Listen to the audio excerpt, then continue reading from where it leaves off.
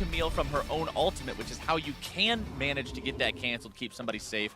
Shockwave from Orianna, the Flay from Thresh, the Mega Gnar from Gnar, all of these things can actually remove that, and especially the Cask from the Gragas. And that's the one big one that will knock Camille out of it. When you look at the rest of those, very difficult to execute. You need to be on the rim of it. Cases. Yeah, in the first place. But Gragas can have a lot of counterplay here against the Camille, except you've still got the Sejuani Gragas matchup. A lot of similarities between the two. You control mages in the mid lane, and then a Kalista and a Tristana in the AD carry role. I mean, there are a lot of similarities between these comps. And it looks like we're going to see a pause. Starting off, we're just getting them out of the way early. Yep. That's all. We're just working out. Off. Yep. Working out the problems right now. Everything is going to be Gucci afterwards, and then we're going to have ourselves an exciting best of 5. Certainly hope so. The fans are excited. That is a lot of thundersticks, a lot of signs there in the audience. Everybody is pumped to get this elimination stage underway. Remember, there is no loser's bracket. There is no second round. There is no double elimination. This is it. These teams have managed to fight here. They didn't get eliminated in the group stage, but now it just comes down to a single best of 5, 8 teams left, 4 of which will get to go on and play in the main event. The other 4 will get to watch comfortably from home. And you know, we gave this context the last time that we casted together a couple of days ago, is that teams can come to this tournament, they can play for 2 days, and then they are completely removed from the tournament and they have to go home. Well, the difference between them and what is now Cloud9 and LYN is 1 extra day. They've still only been here for 3 days of playing games in total, and that's a very short time to be here to then go home. I know a lot of NA fans would still want to see Cloud9 making the entire tournament's group stage, but so will all of the Latin American fans for LYN. It's such a short amount of time to be here to then just have to go home. Oh, absolutely. And even when you see some of the trash talk or friendly banter on Twitter back and forth between the teams, Jensen's latest gem of, why am I playing against a player named White Lettuce?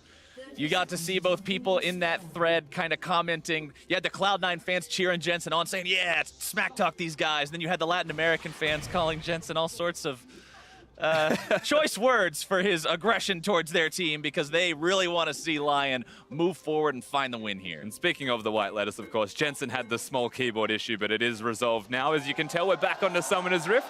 Fans back into being excited about this game happening. All right, let's see how everybody decides to start this one off at level 1, because right now it seems like we're getting pretty much standard operation across both sides. Everybody taking those defensive positions. You see a very early control ward actually placed down by the side of LYN on the edge of their jungle there to keep an extra eye out as they move towards that bottom part of the map. And if it comes down to the fan vote, it looks like it's 60-40 in the favor of Cloud9 on this one. So the C9 fans showing up in force today, one of North America's biggest fan bases, and it shows. Oh, but of course. Now, we have mentioned that control ward very briefly. That was Oddie, I believe, that has placed that one, as he only has the 1 potion in his inventory. It means he's only going to have the 1 potion there, so you'll have to watch the way that he passes himself through the jungle right now, skipping those raptors, which is what I expected to see from him. The question is, it can't be a scuttle. Where on earth is he going? Is he just going to do the cheese gank level 2 He's top? He's a Sejuani that is about to level 2 cheese gank top lane. Impact level 1. This is working. All right, here we go. Impact doesn't have his jump away, remember. Impact flash into the hook shot. They may just be able to find this kill. Audi with the flash. Impact goes down. First blood for LYN. And Oddie just barely gets out alive as well, tanking the turrets. The absolute confidence coming out of LYN. And I tell you what, that is not some bottom lane focus by any means. They want it straight into Impact's lane. Giral picks a carry and shows that he can do it as well. The level 2 red buff into gank pays off. LYN has got to be ecstatic about this one. And now they're having their blue buff stolen away. Now we get to see this one again. Of course, the blue buff is going to be taken away. Impact never would have seen this coming. He probably should have flashed at the moment that Oddie threw out his first spell, but Giral, that was so classy coming out of the top laner of LYN. Just enough damage down to kill that Gnar. That was very close between Sejuani dying for a trade for the 1-for-1 and perhaps not even getting the kill in the first place at all, but they get it. That is what matters. They get it. They coordinate it well enough to avoid the trade. Honestly, just really well played by the side of LYN Gaming. And that's honestly what I really like to see in these kinds of games, Rusty. When you come into this, a lot of people would say, I think almost everyone would say, that Cloud9 is the team with the edge in this head-to-head between these two teams. So if you're the team that has their work cut out for them, if you're the team making that uphill battle, you've got to be creative. You've got to find different ways to find these leads and put yourself in a spot where you're no longer at a disadvantage. You're the ones that now have to be feared. You're the ones that people are saying, okay, well, maybe they're going to walk away with this. And it's that kind of creative decision-making, that unexpected play that I think can really put them in. And it wasn't even just creative. It was stylish, but it was confident. They had the confidence to make a play like that in a best-of-5 elimination round to knock yourself out of Worlds. The ward has spotted them, but Smoothie may still get Genthix here. There we go. Genthix going to be the one who's initially targeted on this one. More CC coming out as the damage also follows up, but now Sneaky going to be jumped on by Adi, who shows up for the 3v3. Contract still staying on the front line. Smoothie going to be looking for more now as well. Ignite down onto Genthix. There comes your body slam. Tying the game up 1-1. Overstaying their welcome here on the side of LYN. As Adi dashes in, they think they have the capabilities to hang around, maybe get that pick onto Sneaky, but they stayed far too long. Smoothie had the ignite. He saved it that entire time. So really good reservations coming out of Cloud9's support to get the kills. And now LYN are made pay for it. LYN, they've got one kill on their jungler, but Cloud9 getting the kill onto their own jungler keeps things, honestly, just par for the course, back and forth between these two teams, making sure that they can have those playmakers ready to go, continue making those plays across the lane. And I always enjoyed the discussion of, do you want the money on your jungler or not? But we're going to take one more look at how that money got there. And the good thing is that they focused Genthix. Now, he flashes at the correct time to dodge the hook. The heal was already used by White Lotus to keep him in because they wanted to fight. But they should not have wanted to fight in this situation. Once again, Contract still full health, able to stand in front. Smoothie still standing in front. Sneaky had his summoner spells. There wasn't really a chance of getting that kill. They just overreached. You can see there a comparison on your screen between Contracts and Adi in the play-ins so far. Contracts with a higher jungle proximity means he's spending more time around his laners. He's got a higher kill and assist at 15, and he's first out of everybody in damage percentage of his team. This guy is putting up increasingly impressive numbers as we go on, and that's why you got to respect him. If you're LYN, even though you might be able to make the counterplay there, it doesn't mean you're going to win. Now that's almost double the damage percentage of any other jungler in this entire tournament. He has been doing so much work, Contracts. This time around, he's on the Gragas. He's going to be building tanky. That damage may go down, but so far he's even got that first kill. He's got his share and everything. Very impressive start to the tournament from him as well. Slight gold lead here for Cloud9 after the dust has settled on those first couple of kills. Top lane, jungle, the farm's pretty much even. Bottom lane, where a lot of that gold lead is coming from, as you can see Sneaky building himself up about a 15 CS lead over White Lotus's Tristana. Now they can still go for this at any moment, especially when the leap is gone. Sejuani's hanging around. Jarell's level 6, which is why they can. Impact can't flash to safety. The reason that they wanted to do that around the Mega Gnar timing as well is because a lot of Gnars, to harass their lane opponents, may just use the ultimate. Gives them control of the lane when they come back to mini form, and then they can use and abuse that range advantage and that movement speed advantage. They don't get the gank off this time, but I like the idea coming out of LYN. Impact's just too hard to gank, it seems. You can also see a lot of wards placed down by LYN Gaming in this top part of the river, really keeping an eye on if Impact is calling Contracts up there for any kind of help, whether he's coming over the wall, walking up the river itself. They got the Scuttle Crab for him. They really want to keep tabs on Contracts moving around this northern area. They definitely do, but none of the vision is too deep. They've just got one over the wall where the explosive plant is, and that's probably the deepest vision that they will have for finding Contracts. A lot of what they're doing right now, it feels like, is just controlling neutral areas so that they can unlock Adi to at least move. He's got freedom. He knows if they're invading him as the Sejuani, and then they can react and counterplay for exactly that. But C9, I mean, they haven't had any crazy aggressive moves. They stole a blue buff, but past that point, nothing yet. You will start to see that vision grow from C9 now, however. Level 6 online for Contracts. The Explosive Cask, a massive addition to his ganking tool arsenal. So going to be looking to see him utilize that, especially while Adi is still only level 5. It gives Contracts a huge advantage if these two find each other in the same skirmish yet again.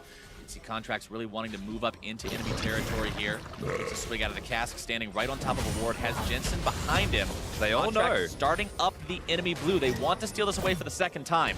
Adi's going to be potentially in some trouble here if he tries to go in too quickly ahead of the rest of the team, but Seiya says, nope, I'm taking this away. Get back here. We're going to make it impatient. We're going to throw it off to the side, and you can't have it. Contracts wants to take it, can't quite get there. So well done from Seiya to auto-attack it one more time, redirect the aggro of blue buff. Maybe they still get it. I actually don't think they will because they've wasted way too much time. White Lotus and Genthix wanted nothing to do with that. But here comes Sejuani, it's a counter gang. Smoothie landing the hook, but now he's got to be pulled to safety by Sneaky, and that is the power of Callista Thresh. All of this time, Gragas has been hovering around the area. It's just so hard to kill a Callista or a Thresh again.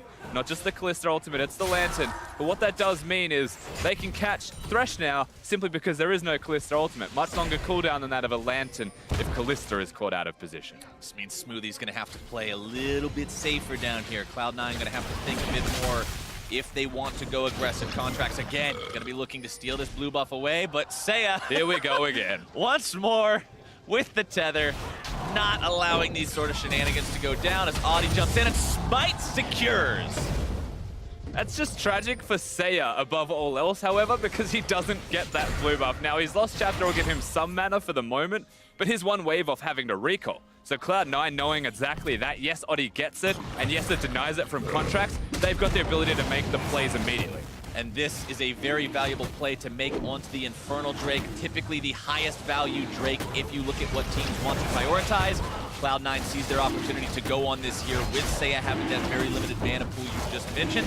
It means Cloud9 should take this without any contest, especially with Sneaky having the Rin securing. And it's a very cute play from Cloud9, but mostly because their bottom lane still has control of the 2v2. Is that allowed to happen at all? Remember the amount of times that Sneaky and Smoothie have just left their lane casually, walked towards the enemy blue buff, now towards the Drake, and there's no trade or contest available from White Lotus and Genthix, is the biggest reason that C9 are getting all of these things right now.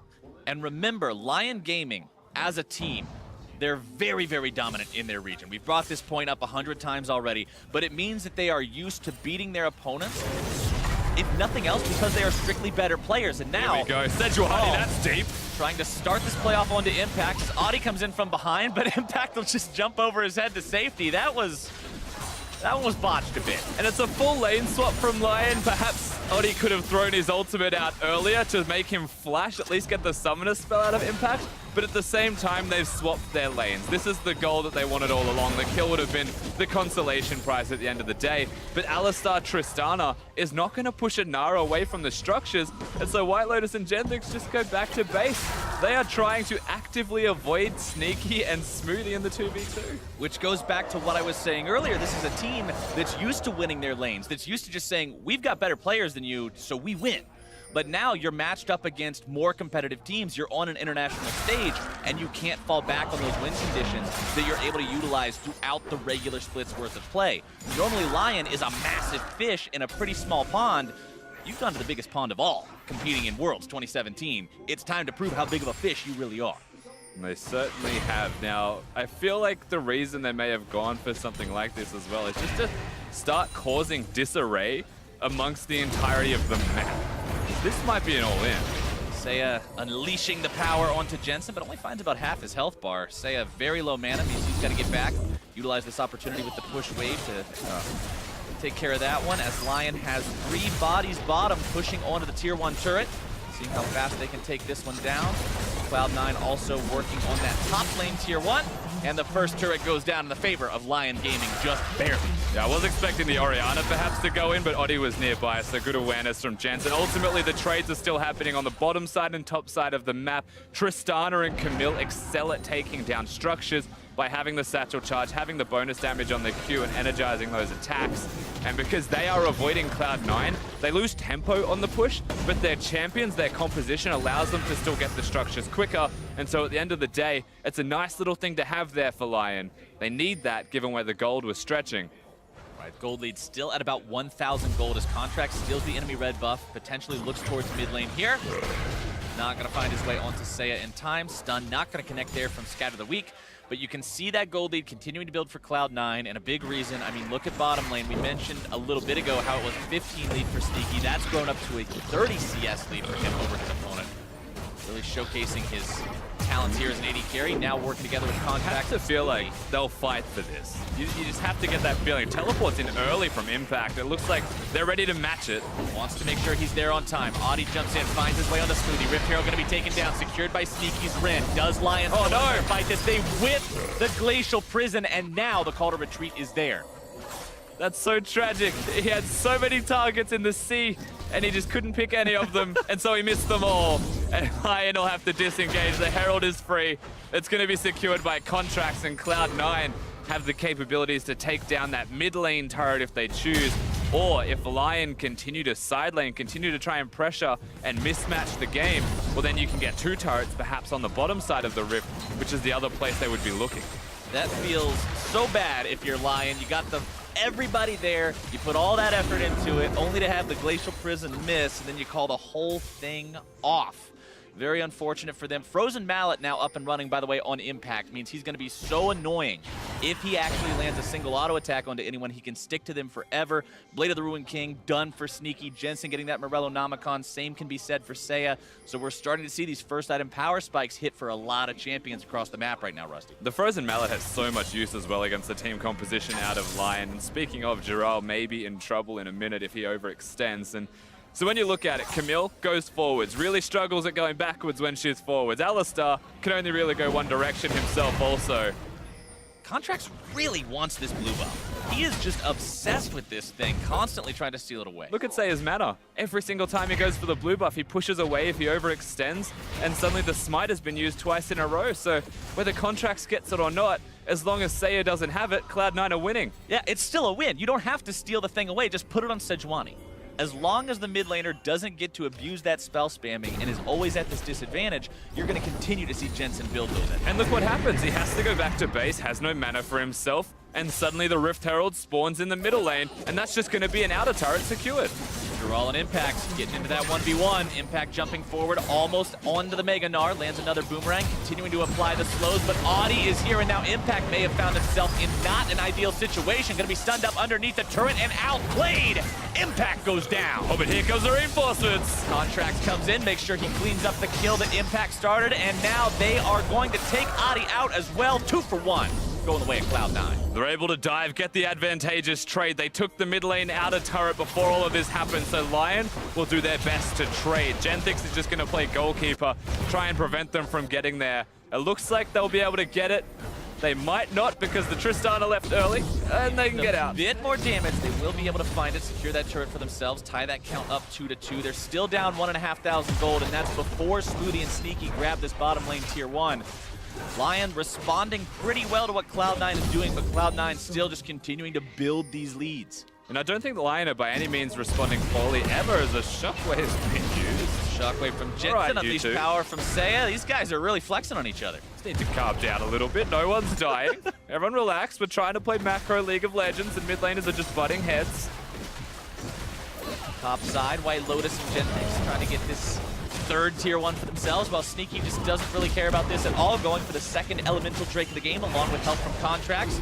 Ren plus Smite together, I mean, you don't really have to worry about securing that when they do manage to pick that one up. So that's even more hidden power for this team when you're looking at what they have in terms of gold. Replay of how this fight went down bottom. Yeah, now once again, Frozen Mallet on the Gnar. Giral chooses to go out, and so there's always the chance that Impact can go forwards. He's got that Frozen Mallet, he's diving, he's flashed, and then he's done absolutely nothing after the flash, and at that time, Sejuani's come in. Really makes you wonder what Impact was planning, but Contracts, he's got his back. Then all of the reinforcements arrive, and it's not just Contracts that's got him. Good turret aggro juggling, the fact that it goes to Smoothie after Contracts, and doesn't go to Sneaky. And honestly, Impact was one auto away from being able to take Giral down there, but one auto is sometimes just enough to tilt you into killing yourself underneath the tier 1 turret, which unfortunately for Impact happened, but fortunately for him, the rest of the team is there. 3-2, the game in the favor of Cloud9 by a little bit over 2,000 gold as they push forward, thinking about trying to steal away this red buff. Audi wants to secure it for himself. Sneaky might appears here. Contracts tries to swoop in, but it is going to be secured by Audi. Certainly is as they're going forwards. Okay, the cast goes off. Doesn't really find anything as the Glacial Prison will lock contracts down, but he gets away with the Lantern. Rather large committal to someone who's got the Lantern to keep him alive. Contracts is a very tanky member on the Rift at the moment also with that Spectre's Cal, even a cloth armor with his Merc Treads. Not a lot's gonna kill him. Or it will take a lot to kill him. Yeah, 2 ults for 1 there as well. You had both the junglers popping the ultis as well as Seiya using the Unleashed Power. So now if C9 can manage to find themselves a fight before those cooldowns come back up, they will have the advantage.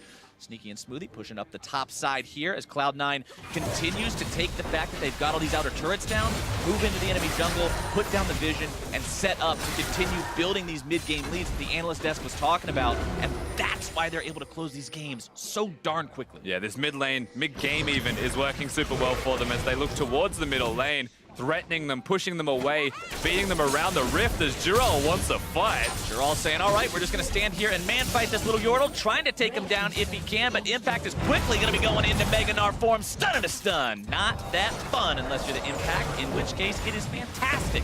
Finds himself a solo kill. That's not the fight you want, Jirol. He's picking his wrong battles here. Impact just stands and delivers. I feel like the Ninja Tabi is just enough at the moment, this early on in the game, to mitigate the damage coming out of that Camille. And with the Frozen Mallet there, you know, Jirol, he said I'm taking the fight. He knew there was no escape, and there absolutely was not. But he also positioned himself next to 2 walls with a Mega Gnar. Not generally the best tactic to approach, but it does end up putting Cloud9 up 4,000 gold as we're about to crest the 20-minute mark. Baron will be live here in 20 seconds. Next Drake will be Infernal number 2. So if Cloud9 can continue this domination over the map, they'll likely have that for themselves here as well. Audi and the rest of LYN getting in position to defend the tier 2 in the top side as Cloud9 backs away. But just look at the vision, Rusty. Top side as well as in the bottom part of the jungle. You can see a ward placed down there by Impact as well to kind of keep sights on Jirol. These guys are really just trying to choke the life out of LYN right now. And once again, we just hovered over Seiya's lack of mana. He's going back to base, but at the exact same time, he's pressing recall. Impact's pressing buttons on his blue buff, and so he's not going to get it again. Every single blue buff that he wants to secure, he's being denied. And all of the presence that you get through mid lane just by having that blue buff on Orianna and not having that on Syndra suddenly opens up the entire map. All of the vision they can place in the enemy jungle, it's easier to secure. All of the ability power bonus that Seiya could be getting to assassinate people is eradicated. He can't pressure his lane. It's really unfortunate that one small thing starts to add up to such a big deal. And honestly, what really impressed me with LYN when we got to see them in the play-in group stage, especially in their games against WE, the ones that they lost, even in their losing matchups, they kept their carries in a spot where they were able to stay safe. Their positioning was really good. They had these amazing KDAs. I mean, we remember the first game against WE, they didn't die until the very end. In this game, they still haven't died, but the scoreline for both of these big carries, these game changers for LYN Gaming, is 0-0 and 0. They have not contributed anything other than farming to the team effort. These game changers need to actually start changing the game. It looks like they're about to. That's one way to put it. Smoothie able to find the hook onto Seiya, but now he's found himself in the middle of multiple members as now the counterattack from Cloud9 is live. The cast going to 5. Sneaky grabbing the kill onto Audi, manages to save Smoothie as well. Gentix now going to be the target as Impact finds his way onto Jirol yet again. Jensen grabbing the kill on that one, and it's 3-0 Cloud9. And not the impact they needed. In fact, both of them stay at 3-0s on the score, but Cloud9 win the team fight. Impact the rest of them straight over to the Baron pit. That was pretty clean coming out of them in the enemy jungle. They had all of the vision they needed in an area that's usually dark, and they control Summoner's Rift. Very well played by Cloud9, moving into the enemy jungle, controlling it with that vision like we were talking about, and the fight win just immediately flows into their pockets afterwards because of the setup, because of the gold lead. This is what they were looking for, and honestly, this is right in line with what we were expecting. Like they talked about in the introduction to this game, Cloud9 is ending their games on average 26.5 minutes, and this is why. And it all starts with Smoothie well out of position. They can see Audi clearing a ward, however, so they know where the Sejuani is. They don't see the Syndra. Their reactionary play to that Syndra is incredible. Seiya zones himself because he thinks that Impact might be Mega Gnar, but he comes in completely uncharged as Mini. The team fight's done from that point onwards either way because the carries aren't able to have an impact. White Lotus and Seiya invisible in the fight. Jensen sneaky hitting the entire time. And LYN manages to focus the one target that can be made invulnerable and pulled to safety by Sneaky's Ballista, so they can't get anything back in trade. And now Cloud9 find themselves that second Infernal Drake, even more damage now, multiplying that gold lead that they have 7,000 up over LYN Gaming 23 minutes into the game. Impact thinking about maybe tossing a boomerang out here, but not really worth the risk at this point in time. But I love that he has the option. Yeah. The fact that there's a red the buff, limit. and Impact's like, oh yeah, I probably could throw a Q out here just because we have Vision, we have Baron, like we're so set up. This is the third red in a row. Not even talking about blue buffs anymore. All right, he does find himself jumped on by the Sejuani now, but that's a very aggressive jump out by White Lotus. Impact gonna be flashing himself away, and here they go, trying to find the pick onto the Cloud9 top laner. The Lantern is down, will pull him to safety, and just barely keep him alive. He's gonna survive. Unfortunately for Cloud9, he is the lack of teleport top laner at the moment. But they're still gonna push in. He's close to Mega. I guess they've got a lot of trust in the shields that can keep him up. But they've also got the inside track. They thought that LYN were gonna come and react, and they didn't. They just barrel down the bottom lane. They find the tier 3 turret, but now the fight's gonna be breaking out. Impact with the stun down onto Genthix, jumps in, slam into the wall onto White Lotus. The Hextech ultimatum is issued, but immediately canceled as Sneaky finds the rampage and the double kill. Adi sidesteps his way away from the death sentence, but Cloud9 has issued a similar sentence onto this game. LYN on their back foot, taking their final breaths. Cloud9 approaching the next. They're going towards the end, it looks like. Turret number 1 nearly deleted, and it is out of there. Only one turret left standing to protect the LYN Gaming Nexus, and they've only got 3 members to defend it. A nice shockwave coming out from Jensen to allow Sneaky to dominate 6-0 and 2 on this Ballista. Adi and White Lotus remain, but that is it, and Cloud9 in quick fashion find their victory in game 1. Yeah, and at the very end of the game,